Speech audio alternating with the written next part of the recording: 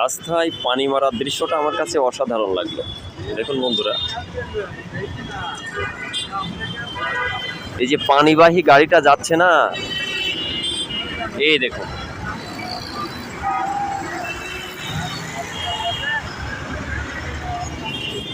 ওই পানিবাহী গাড়িটা চলে গেল।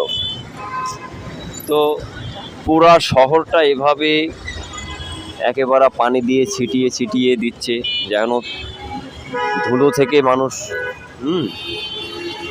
ধুলোটা না ওড়ে, এ কারণে।